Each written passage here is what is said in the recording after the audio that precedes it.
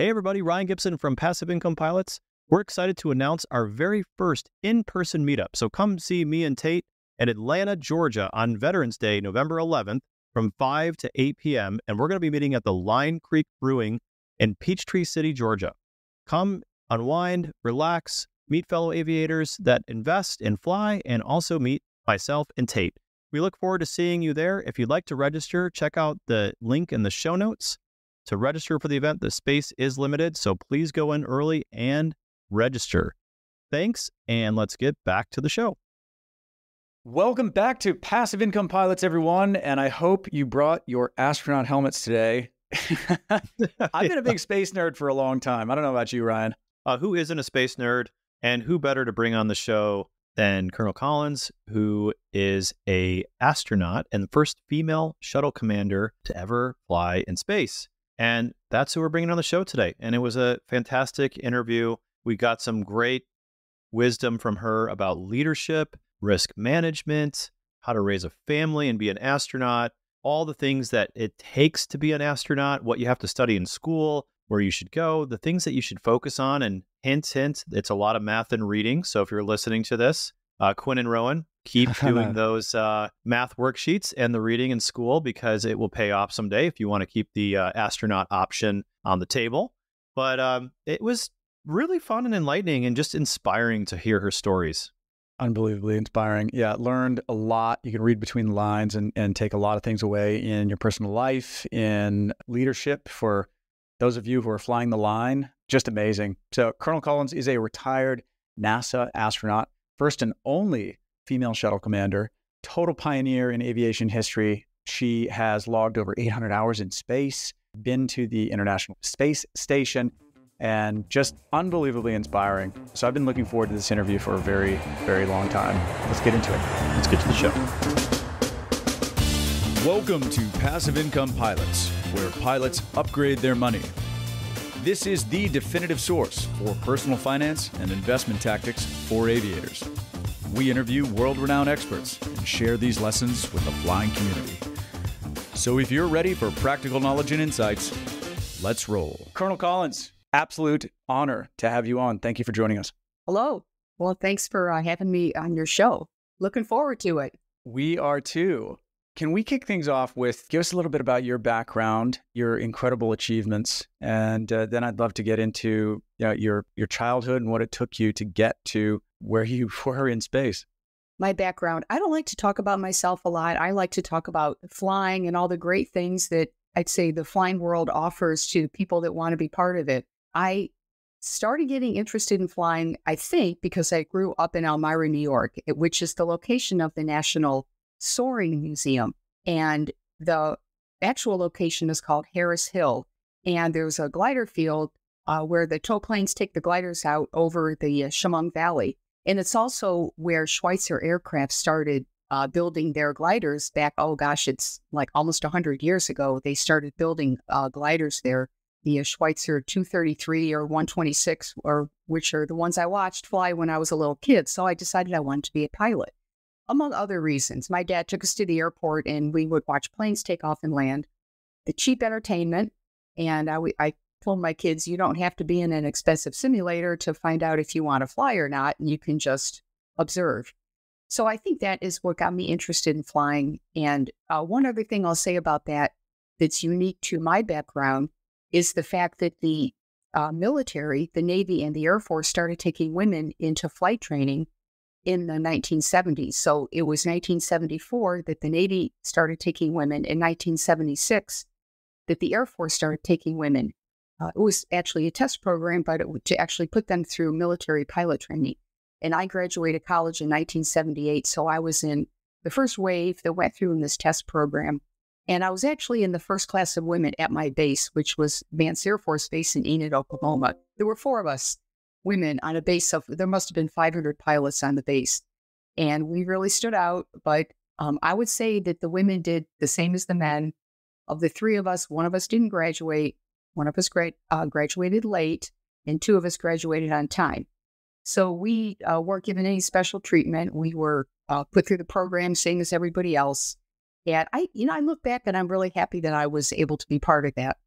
That's great. You really had to climb through the ranks. I mean, you're completely self-made. You went to Stanford, you got into the academy. Can you talk about the grit and the determination that it took you to get there? Like you said in another interview that in fifth grade or something, the teacher asked you to draw what you wanted to be when you grow up, and you drew an astronaut on the moon. And so you had that vision. Talk through the determination that it took to get there. Well, I think on determination, I think if a person has a passion for something, this kept ringing in my ears as I was growing up. Be a pilot, be a pilot. I started reading books about pilots. And I think that was really what gave me the courage to try to be a pilot myself, was reading books. So I read books about all kinds of pilots, military, civilian, back in the early days, in World War I and II, Korea, Vietnam. There weren't many books on astronauts yet, so I didn't quite make that leap, but I wanted to fly. And reading about the courage of these pilots, the ones in the military, of course, but also the ones that flew around the world and flew into crazy places. They were explorers. I'm not going to say that I admire the bad weather that they flew into, but I would read about that also. So I encourage young people and, even people my age to read books, because it really opens up a whole new world. Put your phone down, go off into a nice quiet place, and just get into a great story, an adventure about, and I like exploring. And I think my mom took us to the library. There were 4 of us kids in my family. And of course, back in those days, you'd drop your kids off at the library and leave them in there for a couple hours. Nobody leaves their kids anymore nowadays, but I think the time that you spend with your kids in the library or helping them find the kind of books that inspire them is really important, because it was for me. That's amazing. I don't know if that actually answered your question, because you talked about determination, but I think when you read a biography of let's take Jackie Cochran, for example. So she was the woman that started the Women Air Force Service Pilots during World War II. And she grew up with nothing. There's a book out about her. It's called The Stars at Noon. There's a couple books by that name, but the one about Jackie Cochran, The Stars at Noon, tells about her growing up she was dirt poor down in the Southeast. She had nothing. She was able to become a pilot, and she had some help. She was a businesswoman, and I think her business mind helped her succeed in the world. But she was a role model for me. So I think that question that you asked about determination, it really helps if there's somebody that you can see. And for me, I had a lot of men that were role models too. It doesn't just have to be a woman or somebody that has the exact same background as you. I think anybody can be a good role model as long as your passions in life match up. And so that, I think, is the answer to the question, is study people that went before you that were successful and had the same, I want to say, passions as you, and the same goals, or I want to say desired careers as you have. Actually, while we're on the topic of inspiring others, can we talk about your daughter? As a pilot, leaving on a 5-day trip or a 4-day trip or even a 3-day trip to go somewhere is hard enough as a parent.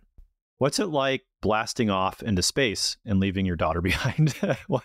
It is very hard. It is very hard, but I would remind myself that there's parents, moms and dads that go off in the military, they get deployed. That's much harder, in my opinion. Although the risk in spaceflight, and I'll tell you about one of the missions I flew, but my daughter, Bridget, my first mission, I didn't have any kids, but then my second mission, she was 1.5. My third mission, she was 3.5. And then my last mission, she was 9 years old. So by the time she was 9, she realized that there was a risk involved for astronauts going into space. And that was because when she was 7 years old, we had the terrible Columbia accident. And you might remember the Space Shuttle Columbia was coming home from its 2-week mission. This was in 2003. And they didn't realize it, but they had a hole in their left wing. It was either a crack open or a hole. The space shuttle gets very hot coming back. I mean, we heat up to almost 3,000 degrees on the nose and the leading edge of the wing. And that's because obviously we're going so fast. We're going Mach 25 when we re-enter. That converts to something like 18,000 miles an hour if you could project it down to the surface. So we're coming back very fast. and this plasma heats up around the shuttle. Well, what happened during Columbia was they had the breach in the wing. They didn't know it. And those hot gases got in past the heat shield, melted the aluminum structure under the wing, and the wing broke off. And the 7 astronauts perished in that accident. They were at 200,000 feet, going like Mach 10 at the time of the accident. So they immediately died in that accident, and we completely lost Columbia. So my daughter, the day that accident happened, she was on a camping trip with my husband, her dad, somewhere actually quite close to the ground track of Columbia. They were up in East Texas. And the pieces of Columbia came down. They didn't have cell phone contact, and I kept trying to call to get through to them, but they eventually heard about the accident and came home. And I tried to explain it to my daughter that she knew my flight was the next one going up. I mean, we were only 5 weeks from launch, and I was going up in Atlantis when Columbia perished. So I tried to explain to her that this wasn't meant to happen. It was truly an accident. I'm not going to fly again. I'm not going to go up in the space shuttle until we fix the problem. Well, being 7 years old, I mean, she just didn't want to talk about it. And she was very scared for her mom. And so my other crew members also had children. And I had a 4-year-old, my son was 4 years old at the time, but he couldn't quite process it the way a 7-year-old can. So actually, my son was 2 at the time. So I decided as the commander of the next mission that what I needed to do was communicate routinely with not only my kids, and my husband being an airline pilot, he understood. But I had 6 other crew members, many of whom were married and had their own kids. So we put a plan together to get our families together, to get them to know each other. We got them out to Johnson Space Center. We got them in the simulator. We had to come out to the pool to watch us do the spacewalks, practice spacewalks in the water out at our neutral buoyancy lab. We, had them over to the house and tried to do the best I could to help them understand what the issues were and the fact that I'm not going to go fly, and neither is my crew, unless everything is to our satisfaction. It's still hard on the kids. It's still hard on the spouses, especially spouses who don't understand or who have not had a career in the flying world. I'm not saying they're not smart enough to understand. I'm just saying they haven't had the experience of knowing how risk management takes place before you decide to fly a mission. You go through a risk management process. And of course, we as a crew had to say yes. And we did, and we flew the mission, and it was totally successful. I wasn't going to go unless I knew it was going to be successful. And we just moved on from there. And I decided to retire after that from the flying job. And I had flown the space shuttle 4 times. And by the way, this is an interesting fact. At the time I retired, which was 2006, the space shuttle program had 50 astronauts who hadn't even flown one mission yet. We had hired all these people to come in as astronauts, and then we had the accident, and there was no flying for 2.5 years. So we had 50, and so I thought, do I need to stay and fly a 5th flight? We knew there were only 18 flights left till the end of the program, so I decided to retire and, help the rookies get their chance at their first flight. And fortunately, the space shuttle program was able to fly every one of them before they shut the program down in 2011. And by the way, I think our country is better off with more people who've had that experience of being in space, because we can go out and talk about it. And if you keep flying the same people over and over again, you don't really spread the wealth, spread that knowledge, and spread that experience. I think, not to get too far off the subject, but I think space tourism is going to be hugely successful someday because of their wonderful experience of just being in space. We're all working as astronauts, but someday more and more people will be able to go up there, not working, but just having a good time and going on vacation. And it's going to be fantastic. And so we're trying to, as we fly more and more, it gets safer, it gets cheaper, it's got to get safer, and it's got to get cheaper. But that will happen over the next several years and even decades. We're definitely going to get into that. That's been a dream of mine ever since I was a little kid. But I want to talk about that first flight. You know, I know that you were a test pilot for Starlifters, C-141s, right? And the dream, you always had that dream to be an astronaut, right? So can we first talk about maybe moving from airplanes into, oh my God, I'm going to be an astronaut, and the excitement around that, what the training was like, and then what is it like blasting off on that thing for the first time? Yeah. Well, I was assigned to the Air Force Test Pilot School out at Edwards Air Force Base in Southern California in the high desert when I got the phone call from John Young, John Young was an astronaut. He's passed away now, but he was the commander of Apollo 16. He walked on the moon. And he also was the commander of the very first space shuttle flight. And he was one of my heroes. He called me and said to me, "Do you still want to be an astronaut?" Of course, I had been through the interview at that time. And I'm like, "Yes, sir." "Yes, I do." And he said, then he started into this long dissertation.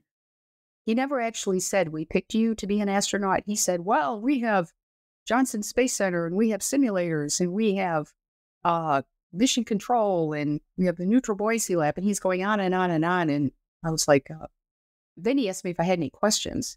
Now, I had interviewed as a pilot and a mission specialist. I actually had interviewed for a mission specialist, but they threw my name in the hat for pilot also. So when he asked me if I had any questions, I said, "Well, am I going to be a pilot or a mission specialist?" And he said, "Pilot. You're going to be our first woman pilot of the space shuttle." And, it's funny. It's kind of a strange reaction that I had. It wasn't like I wanted to jump up and down and go celebrate.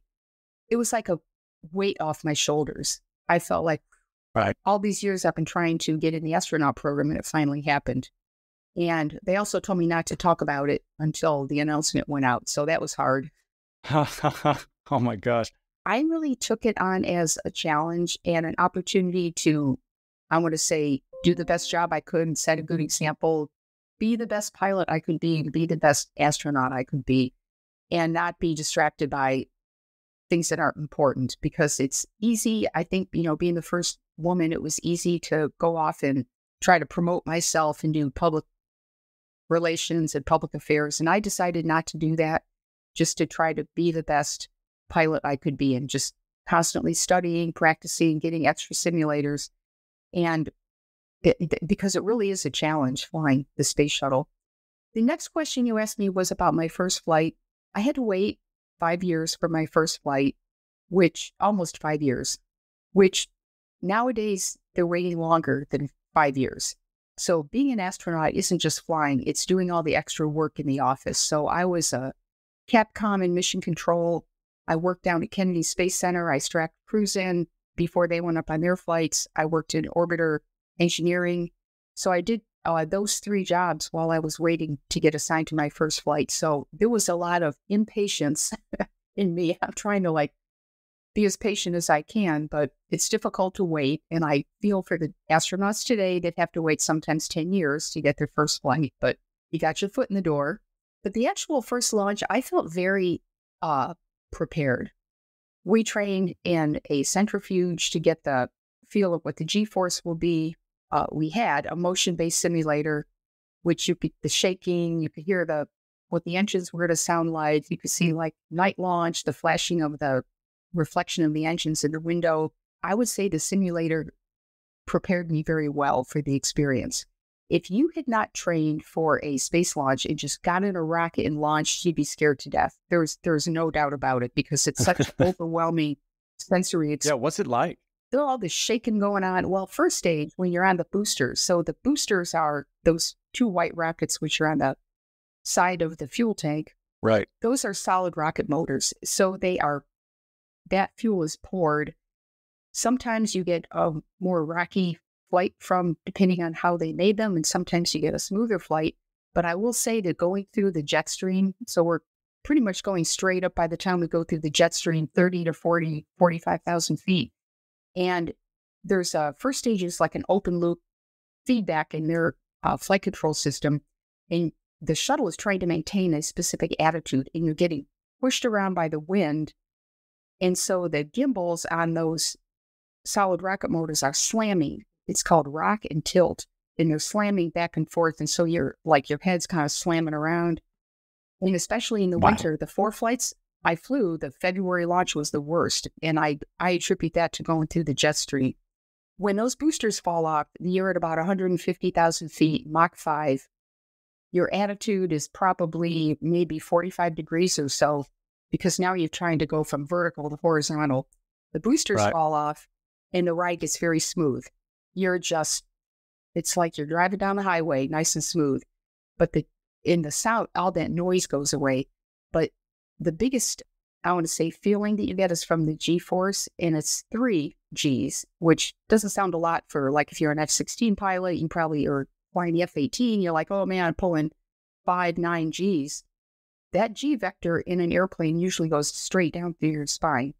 In the space shuttle, because you're laying on your back, the G vector goes through the chest. And so you're being pushed back in your seat. 3 Gs, it's sustained from, probably about 4 minutes to 8.5 minutes. And we can practice that in a centrifuge. So I don't think it's very, extremely hard on your body, but you need to, breathe. And if you're reaching for a switch or a checklist or a pencil, you need to be careful because you can easily make a mistake.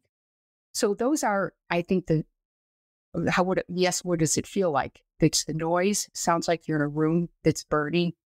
There's the shaking. There's the G-force. And it looks like, at least for the night launches, it looks like you're in a thunderstorm with the reflection from the engines around you. But I felt very prepared for all that. Oh, one other thing I should say about this is a good one. At about 8 minutes and 20 seconds, the main engines shut down. It's called MECO, main engine cutoff. And when that happens, everything instantly goes to 0 G.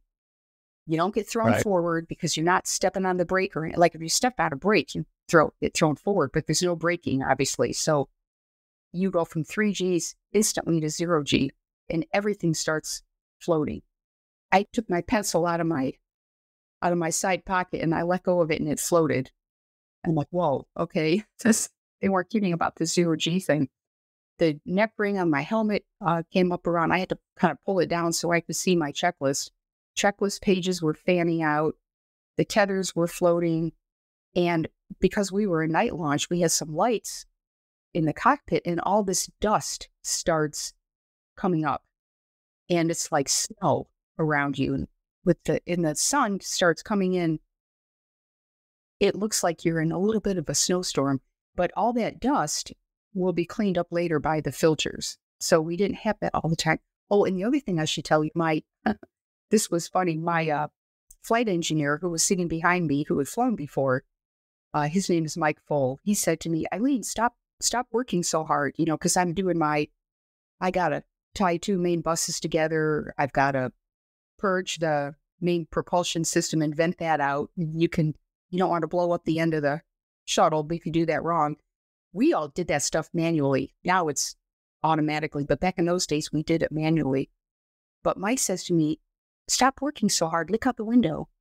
You're going to see your first sunrise from space. Wow. And I looked out the window in front of me. And as a pilot, my whole life, I'd look at a flat horizon. But I look out the window and I thought, holy cow, the Earth is round. Look at that. And I'm like, whoa, the Earth is really round. You heard it here first. The Earth is round. And so I actually still have people tell me they think the Earth is flat. I'm dead serious. And I'll tell you, nope, you can go around the Earth once every 90 minutes in the space shuttle and the space station. The Earth is definitely round. Of course, you're all pilots, you know that, but it's funny that there's still. So I like to tell them that story. Yeah, my first mission was not the most wonderful thing in the world, because my first day or two, my body had to get used to being in 0 gravity, and I tended to feel a little bit sick. I got what we call stomach awareness, a little bit of nausea, not only because of the fluid shift. So you get the fluid shift where your face gets really fat and your legs get really skinny. That's because the blood in your body is equalizing out with no gravity. And the second thing that happens is you could be working on something. Let's say you got a checklist in front of you and you're working, and you look up and the ceiling isn't above you anymore. It could be below you. It could be right, left. And you're like, where am I? And so that makes you disoriented, and that contributes a little bit to the nausea. I think probably about half of the human population that's flown in space will get some form of stomach awareness. Some people have no effect at all. You don't know ahead of time, because even people who are career pilots still get sick or get nauseous in space. And then you'll have some people who are scientists who've never, I would say never flown, but who have rarely flown until they train for the astronaut program. They'll go up there and they'll be fine. So I think they're trying to figure out, what is it about a person's body that would make them sick versus not. So there's a lot of research going on. I'm getting a little bit off the subject there, but hopefully that answers your question. I could go on and on. What does it feel like? It is such a cool human experience. It's such an overwhelming new experience that, as I said before, space tourism will be successful because people are going to want to go up there and have that experience and learn about yourself, look back at the Earth from space, and just, I want to say, have that wonderful experience. Now let's talk about coming back down. What's that like? Because you just described, I feel like I was in space with you.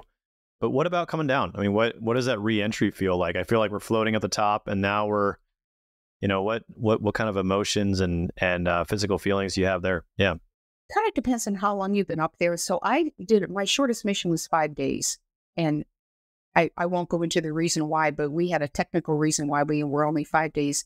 And my longest mission was 15 days. And now the astronauts on the space station are doing 6 months and sometimes a year. So it depends on how long you've been up there, but I can give you my experience. I would say the older you get, the easier it is to go up, but the harder it is to come back. When I came back from my first mission, I was 38 years old, and I had no problem readapting.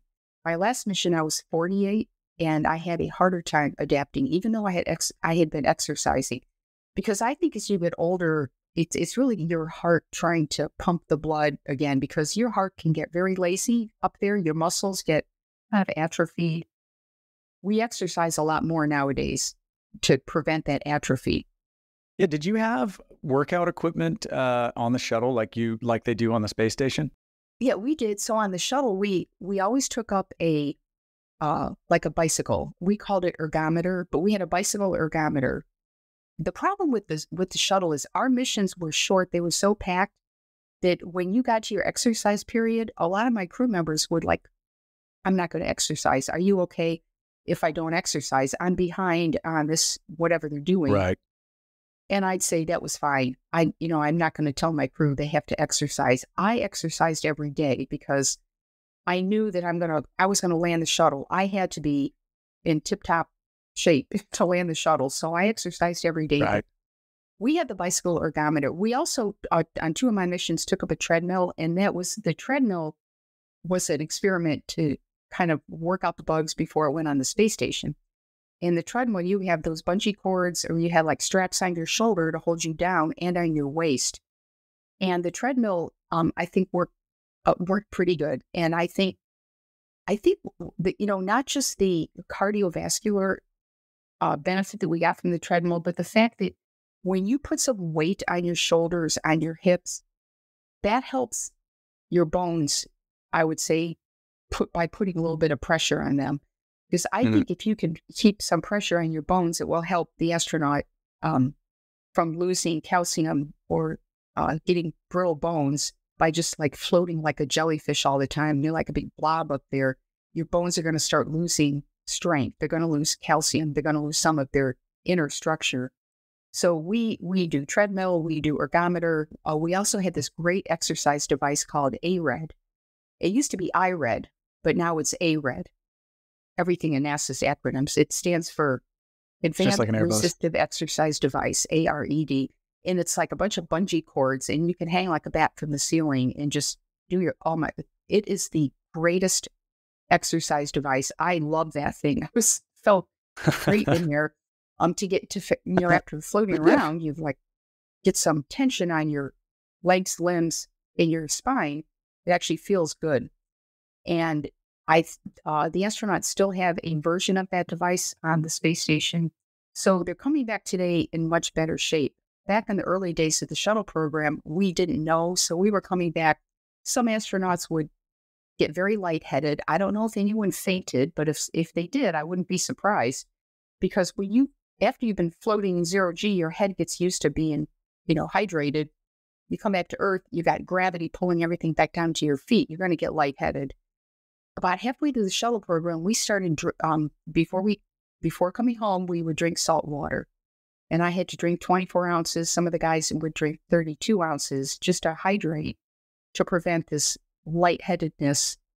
If you had to do an emergency evacuation after landing, you don't want half your crew fainting, because now you got to dry them out and you're not feeling that great either. So we call these things countermeasures. So the countermeasures that we had, the exercise, the drinking the salt water, now they have more because the space station astronauts are up there for so long. The astronauts today are coming back in much better shape than they did 10, 20 years ago, because we've learned. And I could keep going, but I'll send it back over. No, this is amazing. I'm really interested in some of the leadership things that you did as a commander, and asking you how we can better prepare leaders today. And I also like kind of a two-part question. How do you become an astronaut? Like, what trajectory would you be on today? I know the space shuttle program, 2011, it was kind of put aside and now it's kind of private space travel. But if you could kind of speak to what qualities and what things you did to become a leader, that would be very helpful for me. And then kind of what opportunities are in the space program today. Yes, I love the question on leadership. I was in the military. I was an instructor pilot. I flew, as you mentioned, C-141. I had the opportunity to be an aircraft commander on the C-141. I taught mathematics at the Air Force Academy. Teachers are leaders in a different way, but there's different types of leadership positions. And then, of course, you have different types of leadership styles. And I think as a person grows up, they're learning about themselves, and everybody has leadership qualities, I believe. But I think for me, there was a challenge in that I was a woman in really a man's world. Back in 1979, when I became an instructor pilot, I was assigned 3 students, and I was the first woman to be an instructor pilot at my base at Vance. So I felt that I might possibly have had a credibility issue. I didn't want to dwell on that, but what I did was study so much. I wanted to be an expert on the airplane. I wanted to be an expert on all the maneuvers that we had to fly, all the regulations. I just studied, because I believe the first step in leadership is knowledge. And back when I was in the military, I remember we learned 3 essential, there's so much you could talk about leadership, but the 3 essential things, the first one is knowledge, because no one's going to follow you if you don't know what you're doing or you don't know what you're talking about. So the first is knowledge. The second one is communicating. So you must be able to communicate with people at their level. And, talking to my students, not using acronyms the first day they walk in the door, but try to communicate to them and get them up to speed. And there's so much more I could say about communicating. It includes listening, how to listen, because communication goes both ways. And then the third thing is integrity. And if you are cheating or breaking the rules or, lying or whatever, you're going to lose your credibility as a leader. So I tried those 3 things throughout my career to focus on that. There's so many other things we could talk about. And by the way, when I went through the Air Force Test Pilot School, they made me the class leader because I had senior ranking officers. So here I am, I'm a cargo pilot who C-141s, and I'm only the second woman pilot to go through the school. And I have a class of 25 of us, and more than half of them are fighter pilots. I'm like, do I have any credibility with these guys?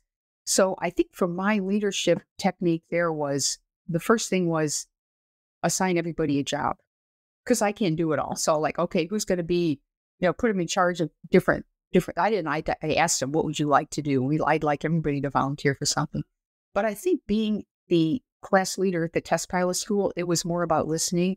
And I told my class, I'm not going to try to run the show. We're all here to graduate. I'm here if you have problems. If you got a problem, come and talk to me. I'll take it to the commandant of the school. And the other thing was, we all need to work together. I want every single one of us to graduate, and we need to help each other. We're a team. We're not competing. We're a team. So I tried to, and then I just stepped back and kind of watched these happen. I have made mistakes as a leader by trying to tell people to do too much. That doesn't work. It backfires. And fortunately, I had guys come up to me and say, Eileen, you're trying too hard, just back off. And I'm like, hey, that's good feedback. So I'm just trying to do my job, and that's good feedback. So there's so much more I could say about leadership, but I'll leave it at that. And then I think your second question was about becoming an astronaut today. It is a little bit different today. So when I applied to the shuttle program in 1990, if you were a military pilot, you really had a leg up getting selected into the program, whether you became a shuttle pilot commander or a mission specialist. And I think that was because of the experience people get in the military. You're extremely well prepared to jump into the space shuttle program, which was not a military program, but I think there was a little bit of the culture was derived from the way things work in the military, as far as, how you do your job, how you interact with each other. Today, the big difference, well, our astronauts go up on the Falcon 9 rocket, SpaceX rocket, and the Dragon capsule is where they sit on the top.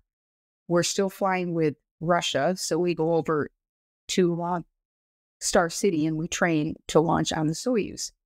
And eventually the Boeing Starliner will be on board. Those spacecraft are so automated, we don't have to train to land anymore. Like in the shuttle program, we flew the shuttle from, 50,000 feet down. I mean, every shuttle flight was landed by the commander. We had no auto land. We tried auto land. It just wasn't a very good system. But we had to know how to fly. And today, because the technology, the spacecraft are so automated, they can fly themselves like many of the new airliners. If you have a malfunction, it can fix itself. You don't have as many emergency procedures to train for as you did in the shuttle program. And you don't really, and this is my opinion, but you don't really have to be a pilot to be a commander of a spacecraft.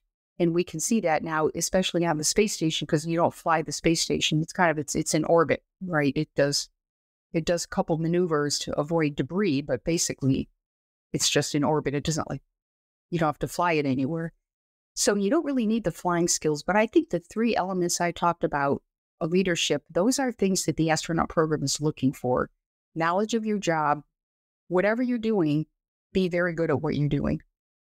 And the second one is communicating. If you can show the astronaut selection board that you are a good communicator by the things you've done in the past, maybe you've had leadership positions, maybe you know a language, and then integrity, that's the hardest thing. It's very hard to evaluate that. So what the astronaut board does is they don't just talk to your, you have to give 3 letters or 3 people to recommend you. But to call people that are your peers or call people that worked for you, what kind of boss was this person? Do you think this person would make a good astronaut? So you want to talk to people that were maybe junior to you, because then you really find out more about the person. And then we test. There's so much more testing. It's a week-long interview process, and they test all kinds of things that psychology, like testing and personality, character testing, and then they test hand-eye coordination by using robotic, you can do these robotic exams. And it's much harder to get in today because so many young people say, oh, what do I need to do to be an astronaut? Oh, maybe I'll get scuba certified. Oh, maybe I'll get my pilot's license. Oh, maybe I'll get a glider license. Maybe I'll fly a helicopter. Maybe I'll learn a language. Maybe I'll work overseas for a while in one of the countries that are part of the International Space Station.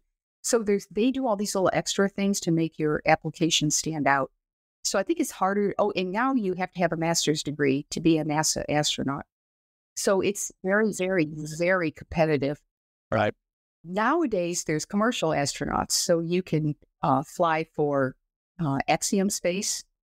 But there's actually 2 former NASA astronauts that are now civilian astronauts with them. And I think as we go into the future, you're going to see more non-NASA and by astronaut, I mean a career professional person. I mean, if you go up into space one time, does that make you an astronaut?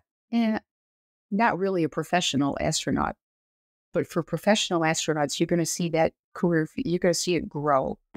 And I don't think they'll be needing the flying skills. If you have flying skills, that stands out on your application because it shows you have good hand-eye coordination, you have situational awareness, you have judgment, maybe you've handled emergencies, you have that ability to think while everything around you is falling apart.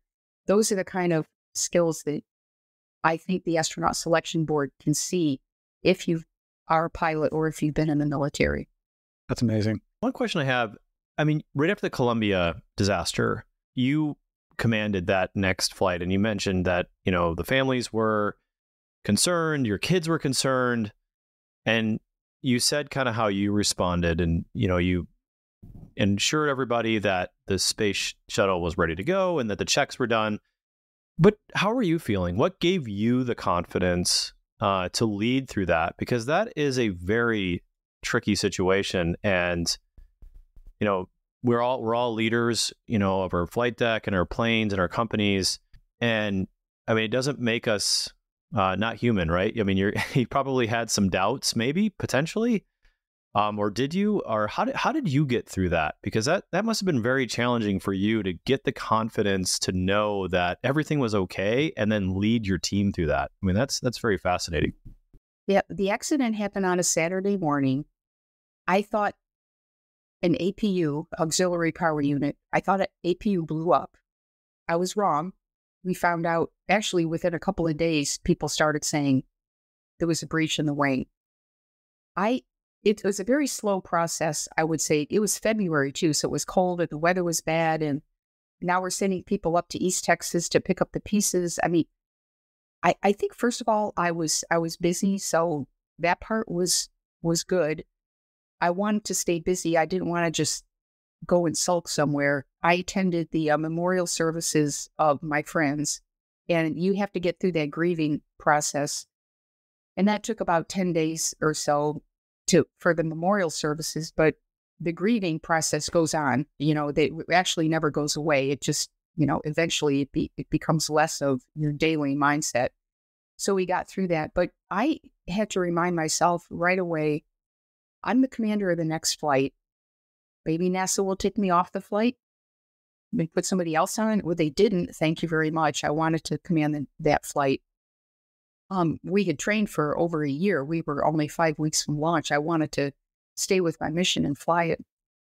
But I knew people were relying on me, and people were going to look up to me for any kind of confidence or doubts, or what kind of energy do I have? You know, what is my mindset? So I decided right away that I was going to be in this leadership mode, and I was not going to complain or gripe or talk bad of people or speculate about the accident. I was going to be a listener, and I was going to try to help people that were struggling emotionally. So I kind of took on that role. I also remember right after the accident happened, I called all of my crew members, called them up and just talked to them. I also called my mom and dad, and I said, cancel your airline tickets. I'm not going to launch next month. And I talked them through it because they were obviously upset. And then, of course, my family, I talked about them. I went to my training manager on Monday morning. He works for me because my job as a commander is to make sure that my crew is trained for the mission that we're supposed to be executing, that we do it safely and successfully. So I went to my training manager Monday morning, and I said to him, I was surprised at myself, but I said, I'm going to fly this mission. If it takes 5 years, I'm not leaving. I am not quitting. And I think that was the attitude I took through the whole thing, is that I didn't want them to cancel the shuttle program. There was talk about, oh, we've killed 2 crews now, let's cancel the shuttle. And I went in with, if we cancel the program, that means their deaths were for nothing. Did they die for a program that wasn't worth continuing? And we decided we needed the shuttle to finish building the space station. So, and the astronaut office had a lot of input into this decision. We decided to keep flying the shuttle until the space station was complete. And that was going to take another 5, 8 years, whatever. And after that, we would build a new spacecraft to shuttle us back and forth. And that is what we're doing now in the SpaceX Falcon 9. So I think that's the answer to your question. There's a lot more to it than just that, because after the accident, there were arguments. There were people that were getting mad at each other. And this didn't happen right away. This would happen like months down the line. And a lot of it had to do with the fact that we were short. We didn't have all the resources we wanted. We knew we had to fix. Why do we have a hole in the wing? Well, a piece of foam fell off the fuel tank on Columbia on their launch. So we had to figure out how to stop foam from falling, ice, other things, everything. Launch vehicles have all kinds of garbage fall off of them. Just watch it closely sometime. And if we do have damage, how do we fix it while we're up in space? And the third is, how do we even know if we have damage? Because the Columbia crew didn't know they had damage on their wing. So those were the three main goals that the program took on. And I wanted to help support that in any way that I could. So I would attend meetings. I would try to be very positive. When people came up with ideas, I'd always say, hey, that's a great idea. Might not be able to do it, but, let's investigate that. There wasn't enough money to investigate everyone's idea. And that's where people would get upset if their project, we're at a point right now where we don't have enough money to keep doing all these ideas. We need to kind of down select. And I would find myself saying, I'm sorry that your project was canceled, but now we need you to get on board with this other one. We need to help. We need you on board with this one that they were originally competing with. There were many different ideas on how to repair. And without going to a whole nother dissertation, the accident board, which is called the Columbia Accident Investigation Board, CAIB, you can look them up. Their report is online. It's actually pretty interesting. They blamed the culture at NASA just as much as the hole in the wing for causing the accident. That was very hard for all of us to take. And I thought I worked in the best culture around. I thought, we had a great mission, that we had great teams, we had smart people. But apparently there was stuff going on that the astronauts didn't know about. I think what happens as an astronaut, when you walk into a room, people are like, oh, everything's great here. And you need to ask questions. Because a few people might, but people aren't just going to approach you and say, hey, we got a real problem here. So we have to go, we go out to the factories, go out to the offices and say, how's everything going here? Is there a better way to do what you're doing? Have you got any frustrations? I start asking questions, and it's amazing what you can find out if you ask those kind of questions. And some people will just start telling you about, oh yeah, this and I think we learned a lot that way. And the final thing is, you asked, was I confident enough to fly? We had the ability to say, we're not going to fly unless you fix that. And there were about 7 other things that did not cause the accident that we thought needed to be fixed. There were the hold down posts that hold the shuttle down on the pad. There was, I won't go into all the problems with the rudder speed brake actuator, and there were more, but I would say, you got to fix this because my crew is not going to accept this.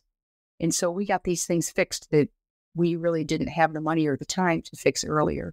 So I could keep going on and on, but I think those are pretty much like the highlights, maybe the executive summary. This is so good. No, there's so many lessons here for line pilots, for business owners. There's so much wisdom here for leadership.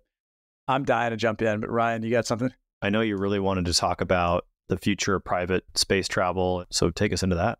This has been a dream of mine ever since I was a kid, was to go into orbit. It's just, I could never see a line of sight to it. It wasn't something that I was dedicated enough to pursue. But man, would I love to buy a ticket and either go up into space like a bottle rocket, or even better, into orbit. What are the chances that I'm going to be able to afford that in my lifetime? Yeah, well, okay, so I'm not sure if you're going to be able to afford it. I don't know if there's a yes or no to that, but I can definitely say, well, first of all, the foundation is commercial spaceflight is essential for the United States to stay a leader in space exploration. It is essential. And the commercial companies in the government, which is NASA, are together. We're a team. Some people get this feeling that, oh, NASA's competing with SpaceX. Absolutely not. NASA and SpaceX work together as a team. In fact, when SpaceX got started back sometime, I don't know, it was 2002, 2004 timeframe, somewhere back in there, they got NASA contracts to take cargo to the space station and then to take astronauts. We have shared with SpaceX our ground facilities, much of our hardware, software. Many of the people that worked at NASA have gone to work at SpaceX. We share knowledge, and it's just a great partnership. That's wonderful. We are not competing with SpaceX.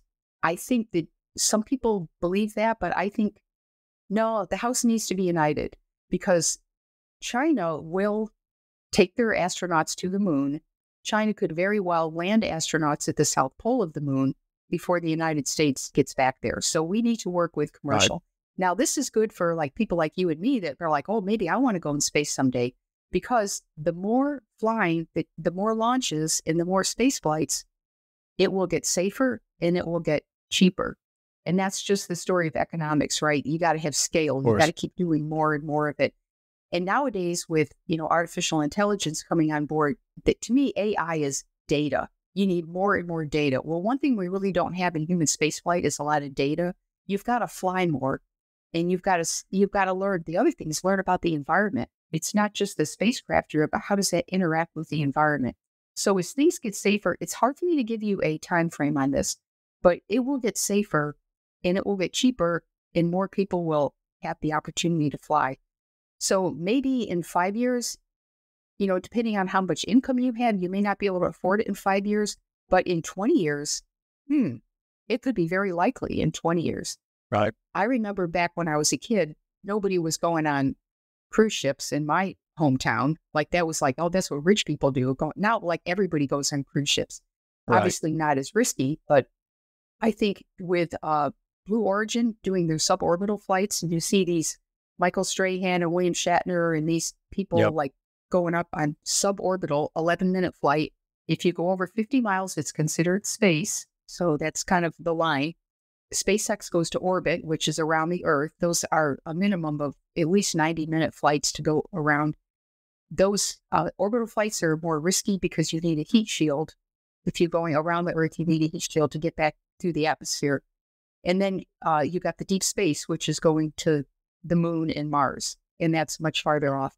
So if you look at spaceflight, to answer your question, I like to divide it up into 3 areas. There's suborbital, which is up and down, 11, 15 minutes.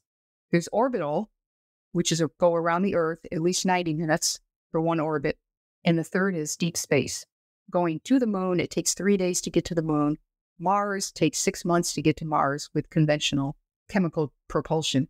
You would be much more likely to do the suborbital flights because they're, I'm going to say, much less expensive and probably more safe. Yeah. And then as you go farther, they get riskier. So I guess that's kind of a short answer to the question. I really wish for people that want to invest in commercial space, I would not make a recommendation because this is so hard to predict.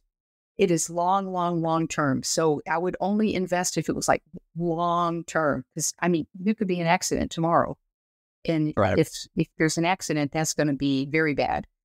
So on many different levels. So any investment in space to me is very long term. So to take this home, let's talk about the reentry. You're going 18,000 miles an hour sideways, which is what keeps you in orbit. What's the deceleration phase look like? How quickly do you go from deceleration to hitting the atmosphere? What's that like? Coming back from low Earth orbit, which is where the space station is, normally you will do a deorbit burn all the way over, like on the other side of where you're going to land, the other side of the planet. So in the space shuttle, like let's say you're going along with your nose in the velocity vector, we have to flip the shuttle around so the back of the shuttle is in the velocity vector, and you fire your engines into the velocity vector. That's a retrograde burn, deorbit burn. That will actually lower your perigee, but in reality, what it does, you're going to start dropping. And so then after we do the deorbit burn, you flip the shuttle back around, and we re-enter the atmosphere at a 40-degree angle of attack. And so that would be the relative wind versus the axes of the shuttle. 40 degrees nose up. Yes, 40 degrees nose up from the relative wind. So you're coming back at a very high nose angle. That way, as you hit those, where are we? We're up at about Oh gosh, how I'm trying to remember how high we are when we do the deorbit burn, but we're up at like 200 miles or so. So you got Right. a long way to come down. So as you start coming down in altitude, you start picking up the atmosphere, and you're going so fast initially, Mach 25. You're hitting the molecules in the upper atmosphere, and those molecules are, I mean, it kind of rips the electrons off, and this plasma develops around you, and it's kind of greenish, yellowish color in the windows, and it's almost like you're coming through a fire. It's kind of spooky, but it's very smooth. Coming back is And very, very smooth. And the shuttle would bank, and like in an airplane, when you bank, you would turn, but in the shuttle, when you bank, you just keep going straight, but you're in a bank angle. And that helps you descend a little bit faster. And you just gradually slow down because of the friction of the upper atmosphere. And then we start picking up nav aids. Like we'll use GPS, we used to use TACAN stations in the shuttle program, microwave landing system. We pick up once we roll out on final. But so we gradually slow down. The shuttle doesn't have engines, so to speak, coming home. So you can't go around. I mean, your first shot at the runway is your only shot, but we still have to control energy. So we use the speed brake, which is up on the rudder. We would use the speed brake to modulate our energy. And you would want to hit like right over your landing runway at about 50,000 feet. That's where your Mach 1, you hear the boom, boom. You got two shock waves that one comes off the nose, one comes off the wings.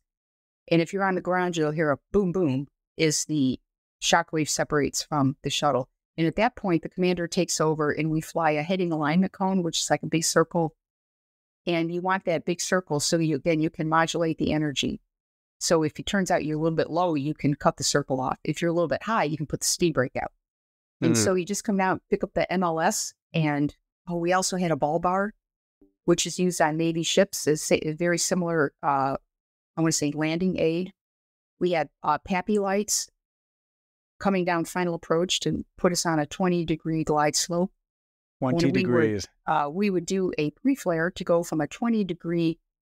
I mean, most airplanes fly three degrees slope, but yeah, if you're coming down at 4, if you fly an ILS that's 3.8, it feels like it's super steep. So I mean, that must look like you're just pointing it straight at the ground. It's like a bombing run. Like we would practice those in the A7. It's like you're aiming at your target and you pickle off a bomb. But so we were aiming 7,500 feet short of the runway, coming down a 20-degree glide slope, 300 knots. Modulating the speed brake. When you get to 3,000 feet. Do you remember what your vertical speed rate was? The vertical, it was pegged. I don't remember. It was 20-degree glide slope at 300. You probably do some math, but it was. I can't imagine. We never really looked at the vertical velocity. We were like looking at airspeed, 300 knots, speed brake, modulating that. And then anyway, you're aiming at this PAPI light to keep your 20-degree glide slope. When you hit 3,000 feet, we start a pre-flare and we transition to a 3-degree glide slope because obviously you want to make a smooth landing. We put the gear down at 300 feet above the ground because the gear adds drag, and we put it down at the last possible minute and land normally 195 knots. If you're heavy, you land up to 205, 2,500 feet down the runway. And we all compete on the landings. You want on the center line. Of course. And you want to be as close to your speed as possible. And then the other thing is your descent rate. We actually look at our descent rate at touchdown, which should be 1 foot per second or less, because you want to grease it on in a nice smooth touchdown. And of course, the landings are on usually national TV. So when I came in as the first woman to land the shuttle, I'm like, I better not mess this up. Because I was winning across the country, like, why would you do it for us? And of course, they put a lot of pressure on me, but right. My first landing was at night, and fortunately, it went okay. That's fantastic. Too good. Well, Colonel Collins, thank you so much for your time today. Can you tell us about the book that you wrote and the incredible documentary that's forthcoming?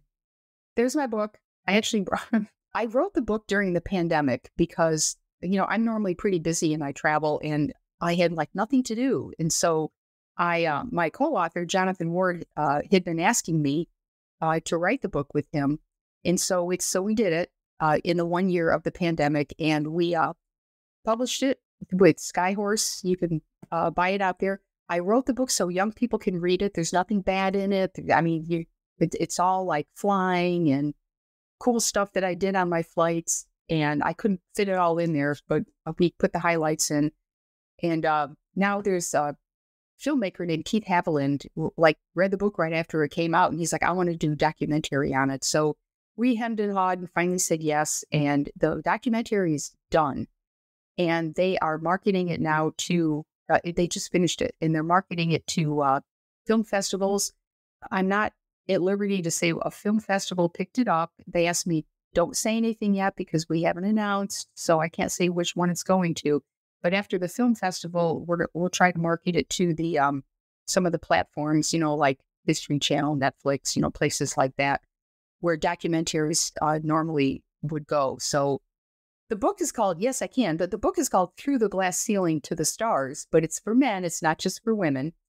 And the documentary is called Space Woman, and they named it so, but no one else had that name, Space Woman. So we got the first Space Woman movie. Amazing. We'll start looking for it next year, in early 2025. You should be able to find it somewhere. We'll start looking for it. Absolutely. Well, if you Google the book, go buy the book, check out the documentary. Colonel Collins, thank you so much for sharing your wisdom today. This has been something I've been looking forward to for months, and I really appreciate your time. Yeah, thanks. It was great. And thanks to your audience, too. Thanks. We'll see you on the next one.